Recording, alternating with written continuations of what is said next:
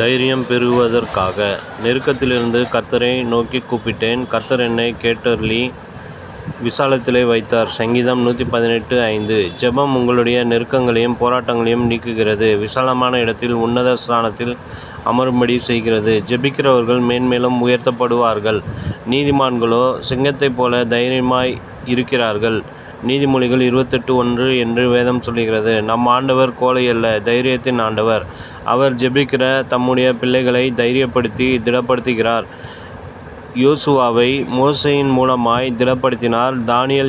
தானியேல் எலியாவை தேவதூதர்களின் மூலமாக திடப்படுத்தினார். சீசர்களை தம் காயப்பட்ட கரத்தின் மூலமாக திடப்படுத்தி பலப்படுத்தினார்.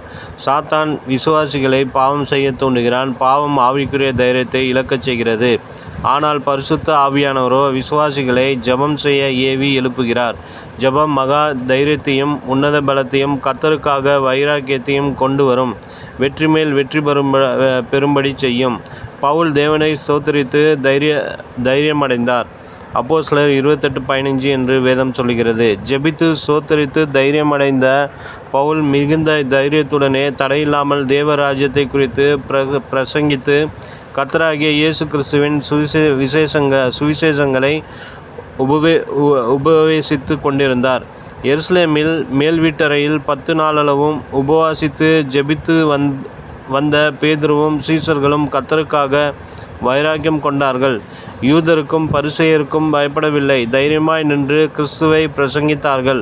வேதம் சொல்லுகிறது, பேதுருவும் யோவானும் பேசுகிற தைரியத்தை அவர்கள் கண்டு அவர்கள் படிப்பறியாதவர்கள் என்றும் பேதமையுள்ளவர்கள் என்றும் அறிந்தபடியினால் ஆச்சரியப்பட்டு அவர்கள் இயேசுவுடனே கூட இருந்தவர்கள் என்றும் அறிந்து கொண்டார்கள். அப்போஸ்தலர் 4:13.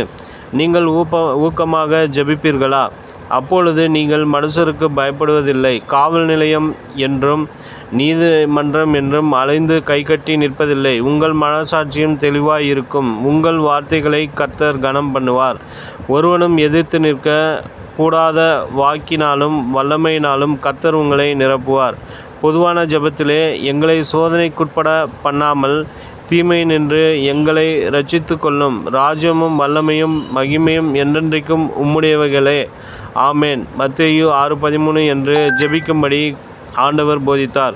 தேவப்பிள்ளைகளே, கர்த்தர் எல்லா தீமைக்கும் உங்களை விலக்கி காத்துக்கொள்வார். எல்லா வன்கண் பொறாமை கண்கள் தீய கண்களிலிருந்து முற்றிலுமாய் விலக்கி உங்களை பாதுகாப்பார். நினைவிற்கு, நீங்கள் ஒன்றுக்கும் கவலைப்படாமல் எல்லாவற்றையும் குறித்து உங்கள் விண்ணப்பங்களை ஸ்தோத்திரத்தோடே கூடிய ஜெபத்தினாலும் வேண்டுதலினாலும் தேவனுக்கு தெரியப்படுத்துங்கள். பிலிப்பியர் 4:6.